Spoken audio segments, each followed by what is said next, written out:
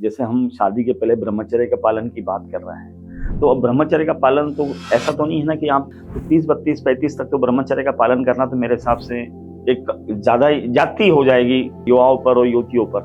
तो मेरे हिसाब से ऐसा है कि जितनी जल्दी हो सके शादी करनी चाहिए। सरकार के हिसाब से 18 साल में लड़की जवान हो जा रही है और 21 साल में लड़का जवान हो जा रहा है, शादी कर सकते हैं। तो मुझे हिसाब से अगर आपको लगता भी है तो 1 आध 2 साल ऊपर ले लीजिए। लड़का 22, 23 या 24 तक शादी कर ले और लड़की 20, 21 तक शादी कर ले।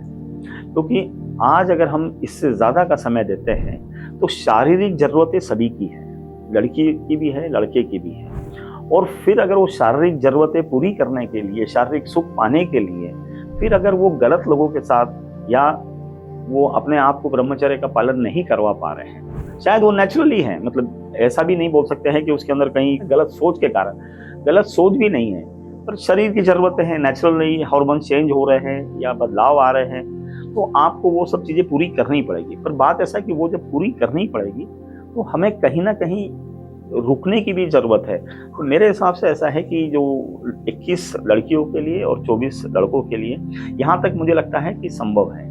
पर आज समाज में दूसरा भी ये हो रहा है कि ये उम्र काफ़ी जल्दी मानी जा रही है, क्योंकि हमारे जो एजुकेशन सिस्टम, जो पहले के जो गुरुकुल पद्धति थी, तो उसमें तो 16-18 साल तक लड़का जवान होता था और वो जो भी काम उसको करना था वो आसानी से वो कर पाता था। बट अभी ये जो शिक्षा पद्धति आ गई है, मैकाले ने जो डाली है भारत में, थॉमस मैकाले ने, और उसी का ही हम लोग थोड़ा सा एक्सटेंशन करके ही चला रहे हैं। तो इसमें हो क्या रहा है कि ग्रेजुएशन ही जो है वो 21-22 तक हो रहा है और अगर पीजी वीजी कर रहा है तो 23-24 तक पीजी हो रही है।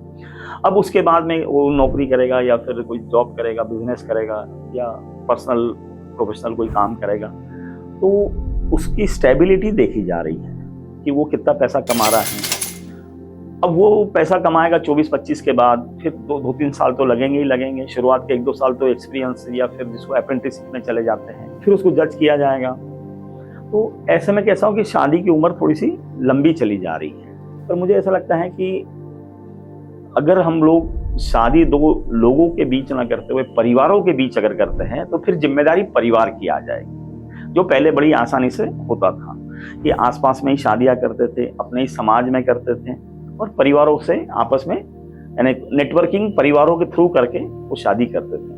तो उसमें कैसा होता था कि बच्चे के ऊपर ज़्यादा दबाव नहीं रहता था पैसा कमाने का या इतना पैसा कमाना। आज जैसे शादी करने का पैमाना बन गया है, गाड़ी, बंगला, इतनी सैलरी, तो ये ना होते हुए परिवार को जानते हैं, भैया इनके पिताजी को हम जानते हैं, इनके दादा को जानते हैं, इनके चाचा को जानते हैं, ये हमारे रिश्ते में हैं, हमें पता है कि ये फला का लड़का है, कोई दिक्कत नहीं होगी और दिक्कत होगी तो ये बैठे हैं। पहले बीच में मेडिएटर भी होते थे, पर अब मेडिएटर भी नॉर्मली हाथ डालते नहीं हैं, बोलते हैं कि नहीं हमें पता नहीं है, क्योंकि लड़के बाहर पढ़ने चले जा रहे हैं।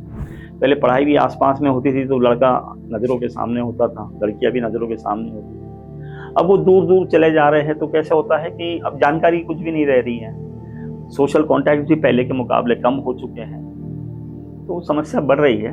तो मुझे ऐसा लगता है कि कहीं ना कहीं शादी जो है वो जो 21 और 24 के बीच में हो ही जानी चाहिए, और इससे ज़्यादा अगर कर रहे हैं तब तो फिर समस्या बढ़ रही है।